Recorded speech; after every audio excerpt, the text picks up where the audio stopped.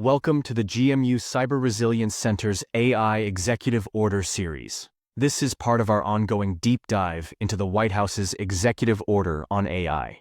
Check the playlist in the description for more videos.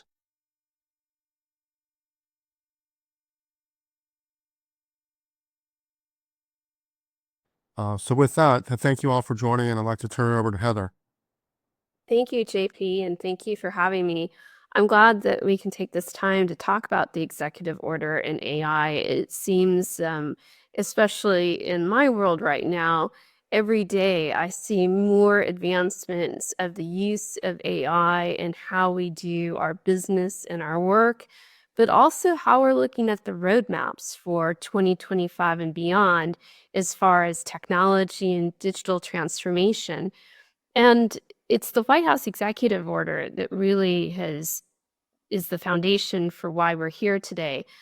And just to summarize before I dive in a bit more in depth around privacy and different types of emerging technology that can be used to help evolve and advance much of what this order is looking to accomplish, is first of all, the executive order, it sets out that AI is an era-defining technology, that it is already demonstrated its relevance to not only the United States, our economy, and they also set out specifically around national security.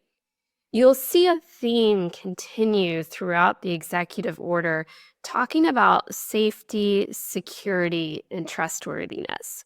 And those are very high level terms. And when we start digging that down into what do they really mean? And while this executive order does not handle that at a micro level, it does set out some of the goals and discussion points. And I think that, that's the whole point of this as you go on to read it, and it provides different assignments to departments. But the main thing here is that it talks about that you can't think about AI as just a silo. It's affecting one agency or maybe one department or one government. It talks about how it is responsible and can be applied across organizations, industries, economies. And then it sets out, because of that, it's important to recognize that you have to look at how AI and how we use it, how we create policies and practices around it, eventually how we create regulations has to continue to support the democratic values of our society, and also how it has to acknowledge civil rights, civil liberties, and importantly, privacy. And when we think about privacy, we often think about it as clicking the button, right, to consent over and over again, or say yes to cookies that track us. But we want to look at not only privacy in the sense of this executive order is for the United States, but for our businesses, for our organizations, for our institutions, our universities, our families, and ourselves as individuals. And so privacy in terms of this executive order is much larger than I think how we've had privacy drilled into us just to hit the button to provide consent because there's a privacy policy that we have to meet, and do we even really know what we're consenting to? And that's where I think this executive order sets out. If we're already challenged on how we provide consent today because we're just tired of privacy policies, where does this go when you add AI? Ultimately, when I boil it down to, where is the identity of the information that you're pulling into AI to make these decisions? And then what is the authenticity of that data? And that's oftentimes what you'll see in this executive order, what they're trying to get at. For those of us here, I suspect some of you are working in the government sector or help advise or focus on the government sector, but there's probably also a group of you here who are in private enterprise or maybe from the education, higher education. You're thinking, well, what does this executive order mean to me? and my business, and what am I going to do with this? Because it's just at this point it's telling these agencies to look at how AI impacts your business. Here's another way, having read the executive order a number of times here, another way to look at the White House executive order.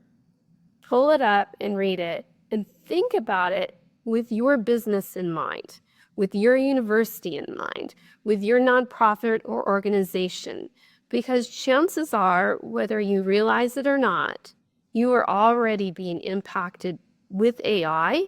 And how is it going to affect the security, safety, and trustworthiness of your business? And I think the executive order actually sets out a nice framework as a thought starter to begin thinking about how it affects your business. And so one of the areas that I want to dig into is you'll read in it about how to improve so we don't have poor performance of data. How do we make sure that there's privacy and consent? How do we provide for safety and security? And ultimately, that all rolls up into trustworthiness. Because if you can't trust the data that goes into a language model, or even at a small language model, or you can't trust how the data is being used by how the AI technology was developed, well, we're just kind of making bad decisions faster and more efficient.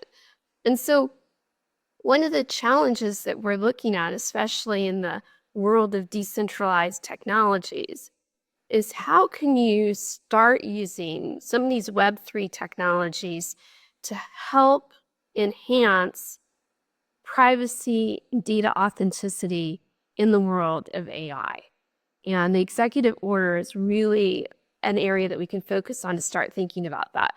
One of the areas that has emerged is a verifiable credential.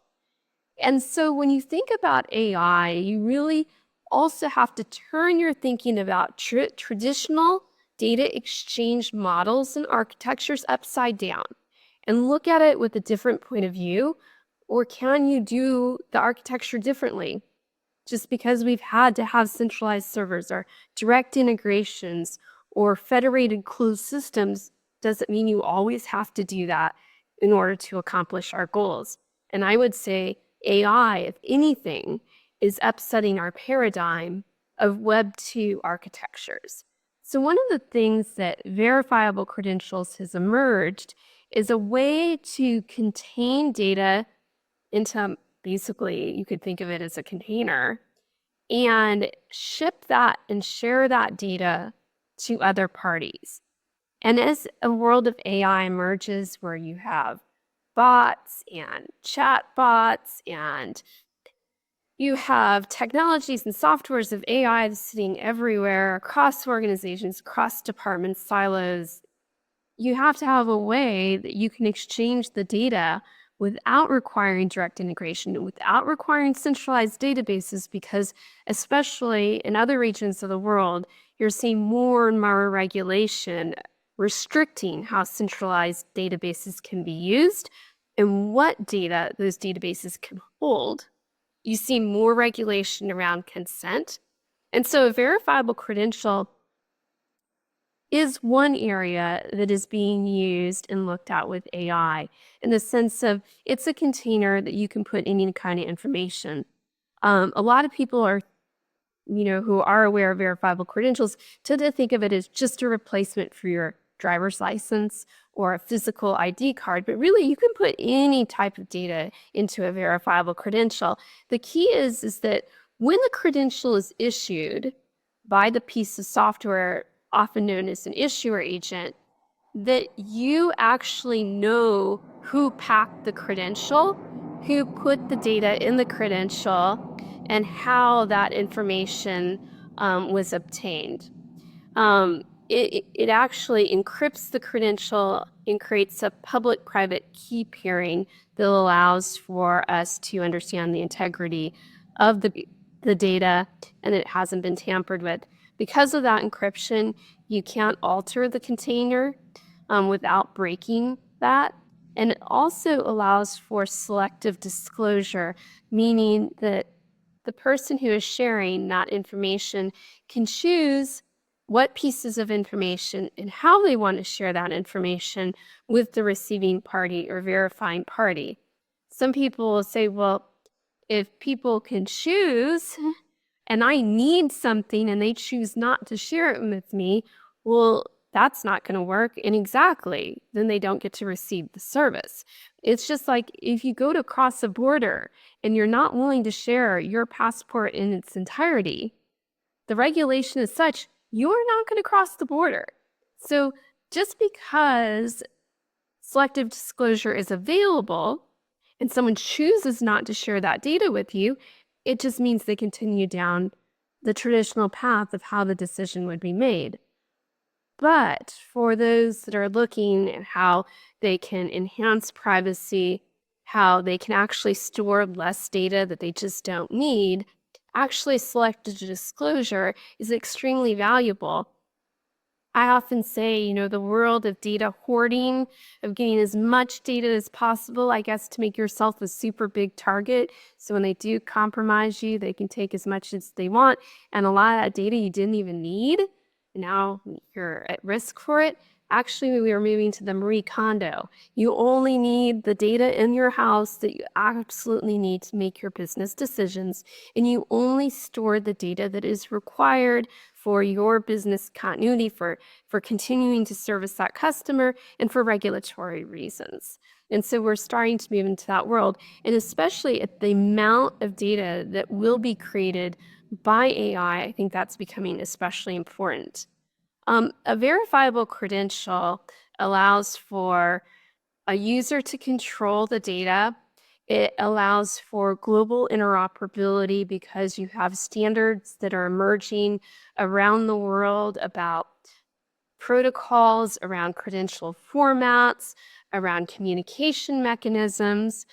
I think the one that is the most important for organizations, especially in the United States, to watch is the European Union Digital Identity Wallet, EUDI. This is something where I remember 10 years ago, a lot of us in the US, we had not heard of GDPR. We weren't quite sure what it was or whether we needed to take concern or what we were going to do. And then all of a sudden, it seemed like it was overnight, it was here, and now we have to deal with it. EUDI is exactly that. It is something that you do need to watch. It will affect every business. It will impact the government and agencies because the European Union will have credentials with identities in digital wallets. And those will need to be obtained and used to conduct business. And so there is a lot of watching and focusing on how will organizations and governments around the world be able to use and be interoperable with EUDI. The other one is digital trust. And trustworthiness, in this executive order is very much a theme. And what is trust? In the digital world, I like to break down for simplistic purposes, digital trust is integrity of the data and authenticity of the data, knowing that you know the authoritative source in which the data was provided. And we can come back to that theme about integrity and the authoritative provider of that data, because that is going to be very important in AI, in how we create our data models and how we share that data. Privacy preservation, that can be around consent. Consent can be done, especially in the world of AI. Don't just think about it as consenting to the privacy policy to the point it's a pain and you're just tapping yes, yes, yes. Think about consent as providing pre-authorized consent based on typical behaviors that you may have in your life where you already know who the other party is, you know your behavior, and you're willing to let them have particular pieces of your information to conduct a certain decision. To break it down into my life, I am very loyal to a particular airline. I travel internationally on a regular basis.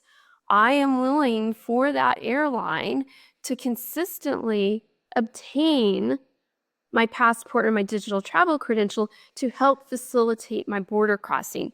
I am okay with that because that's a predetermined behavior. I know the parties involved, and I can provide pre-authorization of that decision instead of standing there at the border and then hitting yes, yes, yes. On the other hand, I'll go back to the airline example of I fly frequently. I like a particular coffee chain that has an app. I love to pre-order sitting on the plane as we land. And I am willing to let my airline have authorization to my payment, to my identity, to my loyalty to that coffee chain to pay an order for my coffee when I land. And that is a behavior because I trust all those parties and have the ability to authenticate who those parties are digitally. So those are different ways to think about privacy in this new world of AI, especially as we look at this executive order. The other part of it is biometrics. I say this as biometrics. Unfortunately, movies don't necessarily portray the best way of how biometrics are used and makes for awesome drama and entertainment. But there are ways to use biometrics that we've evolved to that does not require centralized databases that holds massive amounts of biometrics, or you need extremely large galleries that are storing all that. People don't like that. That is considered creepy. There are ways now that I call it bring your own biometrics, or BYOB, where individuals can store their own biometrics in a credential in their own mobile devices controlled by them, and they have the ability to share that biometric and compare it to a biometric template that the receiving party of a verifier knows. So think about it as the receiving party doesn't need to store your biometrics to actually compare you. Instead, they use a template against the biometrics, your biometrics that you hold yourself. And so we're seeing a real evolution in biometrics and how they can be used. And that is going to be really important to consent. And actually, biometrics can help protect your privacy. The other part around this, when you talk about safety and security of the executive order and AI, is unfortunately, unlike a password, you can't reset your face, or it would be really challenging, expensive, and a major undertaking to do this so. So security around biometrics, while it can enable privacy, it also is becoming so much more important to protect your own biometrics, because in the world of AI, it can quickly be disseminated beyond, and that just creates an exponentially egregious problem with biometrics. So they're twofold. One, we have to be very careful of biometrics. On the flip side, we have more advancements in how privacy and security can be applied to biometrics that really upends how we traditionally think about them. And then lastly, AI, no matter what, has to be user-friendly, right? You can say, well, maybe it doesn't have to be user-friendly if it's being used by the government or by private enterprise, but there are humans that work at both organizations, and AI is really dependent on being user-friendly, that perhaps people don't even necessarily know that they're using AI because the experience is so seamless. We always, at the company I work at, like to talk about the technology we provide has to be used by someone in a spacesuit, right? They can only do what they can do, and you can set up the most amazing buttons and dials and how you want to use it, but they can only accomplish or maybe push 4 or 5 buttons and that's it. So we have to develop to the capability of the end user. The end user should not be expected to adapt to the capabilities of our extremely experienced knowledge engineers who are creating this. So that's a challenge for the technical side of AI, but it's also something that I think the executive order also gets at when it talks about values and when it talks about democratic rights, is that It has to be so user-friendly that people know through those decisions they're protecting their rights. Um, One of the foundations for AI is going to be how do the models, the bots, the software obtain the data that they ingest to make decisions, to create transactions, to provide the benefits. How do they obtain that data? And I'm just going to set out here one example of a credential that contains data. And I'm going to take this example through an industry many of us know, and that is travel, because we've most part have all flown and gone through that experience of having to provide identity, of having to work with an airline, of having to go to an airport. And we understand how challenging that is. It's also a really good way to talk about how AI is applied to our own lives, and then how we can think about that as our companies, as our enterprises, and as the government. A great example of a verifiable credential that is emerging is the digital travel credential. This is an ICAO DTC Type 1. ICAO is an international standards body. Why do all of our passports look the same and have the data? It's because it's an ICAO standard. So what they've said is for a digital travel credential, which is a credential that sits in your mobile device, here are the standards internationally that it must contain. And so, as you can see from this photo here, there is technology that can create an ICAO DTC Type 1 simply using your mobile phone. What it does is it takes your paper passport, as you can see here, and it creates it into a digital version of your passport that you store in your device. This passport is not stored with your airline. It's not stored with a big tech provider or an identity company. It's actually created by you. It's verified with third parties, but it doesn't sit at the third parties. They're just saying, yes, this is a legitimate passport that has not been lost and stolen. It's giving the thumbs up that the credential can be contained, but it's stored in your device. Just like when I travel with my passport now, my paper passport, it sits in my purse. It's not sitting at the US government. It's not sitting in some other office that someone calls to check in. It's the same thing that happens. So think of it as a digital travel credential is actually replacing that piece of paper, book of paper we walk around with into our mobile device. It provides that digital proof of a passport that it was legitimately issued. And here's what's interesting is in the chip of your passport actually contains your biometrics.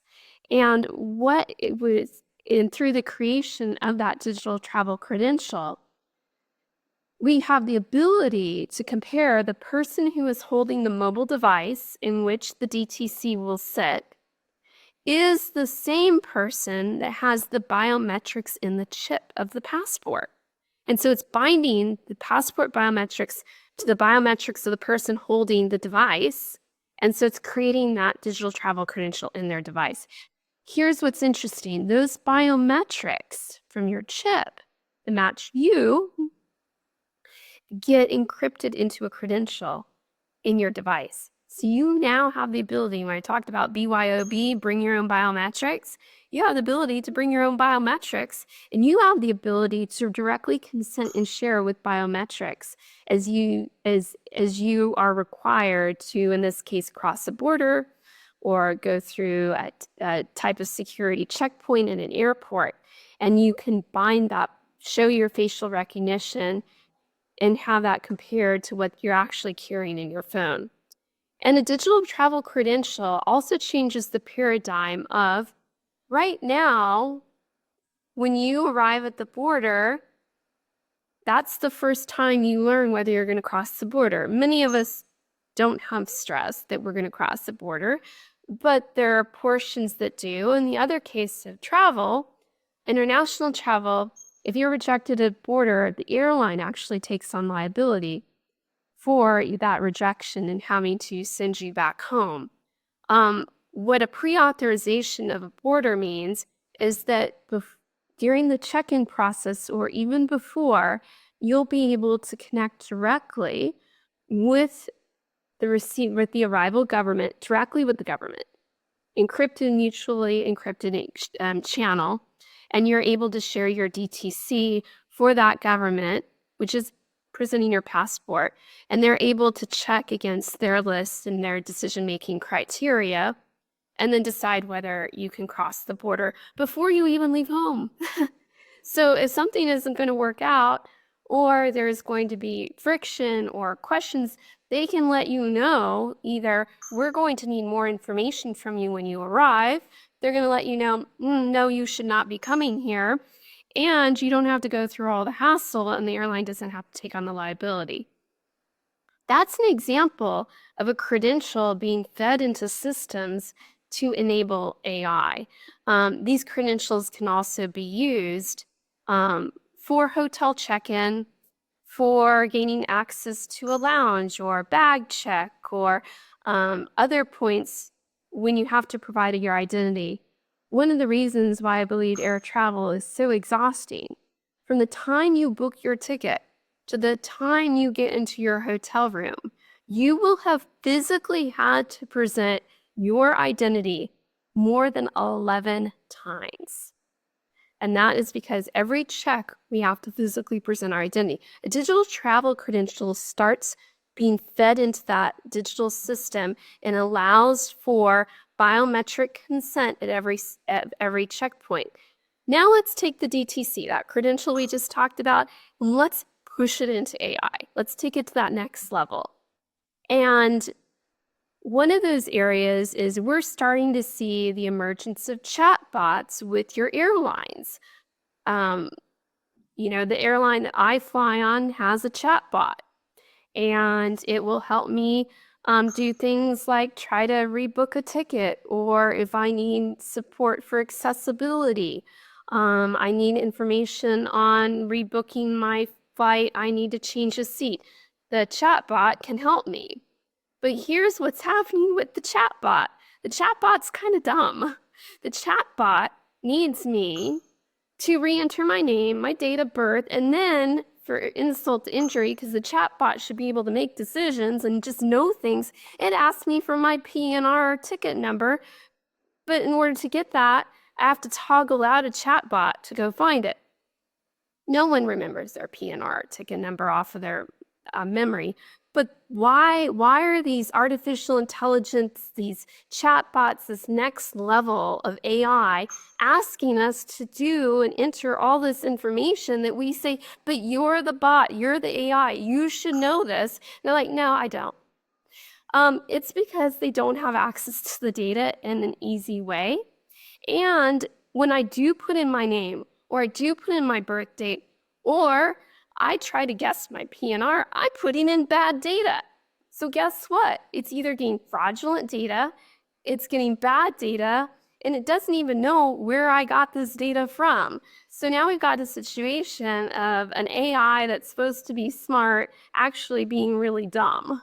And so what a verifiable credential does is it actually allows AI to access data from you, from your business, from your institution, in the form of a verifiable credential, that it can verify where the data came from, the authenticity of that data, and it can pull it immediately in to the model, into their system, and it can provide consent as a part of that process. Consent doesn't have to be a tap. Consent can be a verbal yes as well. Because remember, it's not just about tap anymore. We can actually talk and engage and interact with these models. So consent is actually different than it was even a year ago. And then AI gets smart, right? And it meets many of the things that are outlined in the executive order. And I say this not as this is what needs to happen, but rather I think this is an example of what the executive order is trying to get at, is how do we make sure that we bring security, safety, how do we hold up democratic values, how do we make sure that civil liberties are protected, that regulations are protected, and that we're actually getting good data to make important decisions from.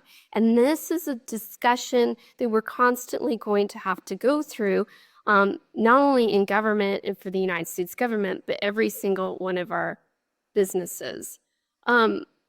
You may be saying, well, this was just great, this example you gave me, but my experience in travel is really still painful and stressful.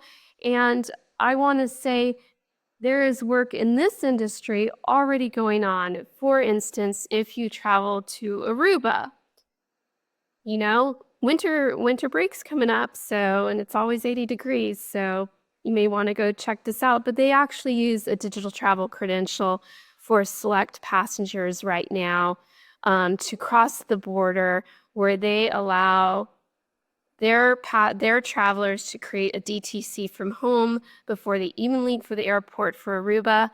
Their travelers can share that DTC directly to the government. The government makes a determination on their border crossing and sends them a credential that they can present to the airline that they have received pre-authorization. As part of sharing that DTC, the traveler is consenting and sharing their biometric. So when they arrive in Aruba, they go to the Aruba Happy One Pass lane, an expedited lane. And as you can see here from this photo, they're using biometric. They're not even pulling out their passport because the biometric links to all their passport information. The goal in Aruba is to get all their travelers from the gate to the beach in 30 minutes. If you go to the booth that you see here on the left, it's about a minute processing time. If you go to a traditional e-gate where you have to take your passport and scan it, you know that drill, it's about 45 seconds. But what they have found with the DTC, it's 6 to 8 seconds. And this has significantly changed the experience for a traveler, for the government. It also starts to seed a safe, a secure, a trustworthy on-ramp into this world of AI that we're living. And so, before I turn it over to you, JP, for questions and further discussion, I talk about these use cases is these things are happening now. And in many of our businesses, we are starting to feel the impacts of AI. And we should be thinking about what the White House did and how we can emulate our own executive orders in our own businesses. Ask yourself, did the RFP that I just sent out, were the submissions generated by ChatGPT? Or were they generated genuinely by the company submitting them? How do I know citation of data that I am getting? Is it coming from the person who is submitting data to me? Or is it coming from an AI that I don't know where that came from? How do I make sure that my company is engaging with the correct bots, with the correct AI models? How do I look at the identity of the AI to make sure that when I am sharing data with an AI or a bot or a chatbot, that I'm sharing it with a legitimate chatbot, or am I sharing it with the fake chatbot? How do I know, and what are the policies behind how my company, how my institution, how my government shares data with others in an AI world? And then lastly, what type of bi-communication do I need between the AI and myself? Confirmation, receipts, proof. How do I know and track what I have been sharing with an AI tool, with an AI bot? How do I know how they used it? And how do I continue to understand and ensure that the AI I'm engaging with is transparent? And that's another section of the executive order that they do talk about is transparency. That is very important for our businesses, for our institutions. And so, JP, one of the things that rather than going through line by line the executive order and doing this from almost an armchair warrior perspective of what the U.S. government should or shouldn't do, I think for all of us in this call, it's actually more of a wake-up call on what do we need to be doing in our own lives to prepare for AI and how it impacts our businesses and our industry. And while I provided travel as one example in what they're doing, there is no industry that is not going to be touched by AI. So with that, JP, I'll turn it over to you to take it from where you want to go.